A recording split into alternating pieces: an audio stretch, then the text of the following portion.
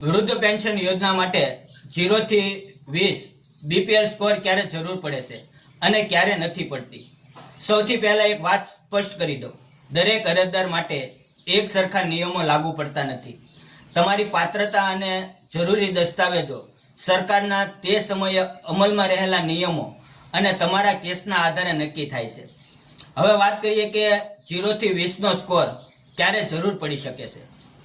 જો તમારી અરજીની ચકાસણી દરમિયાન સંબંધિત કચેરી તમારા પરિવારની આર્થિક સ્થિતિના પુરાવા તરીકે 0 થી 20 બીપીએલ નો સ્કોર માંગે તો તે રજૂ કરવો પડી શકે અને કેટલાક અરજદારો પાસેથી આ દસ્તાવેજ માંગવામાં આવે છે અને ક્યારેક જરૂર ન પણ પડે.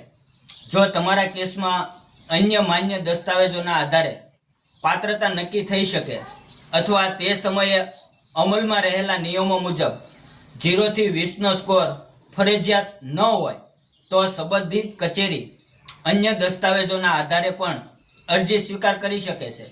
એટલે સોશિયલ મીડિયા પર કોઈ એક વ્યક્તિનો અનુભવ સાંભળીને એવો નિષ્કર્ષ ન કાઢો કે બધા માટે નિયમ એક સરખો છે.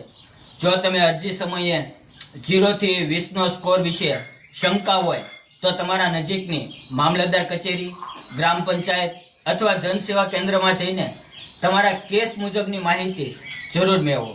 યાદ રાખો, દરેક કેસ અલગ હોઈ શકે છે, તેથી અંતિમ નિર્ણય સંબંધિત સરકારી કચેરી દ્વારા જ લેવામાં આવે છે. જો તમને આ માહિતી ઉપયોગી લાગી હોય અથવા તો આની વિશે કાંઈ પણ પૂછવું હોય તો કોમેન્ટ જરૂર કરો અને આવી જ સાચી અને ઉપયોગી સરકારી યોજનાની વિશ્વસનીય માહિતી માટે પેજને ફોલો કરવાનું ભૂલશો નહીં. જય હિન્દ મિત્રો.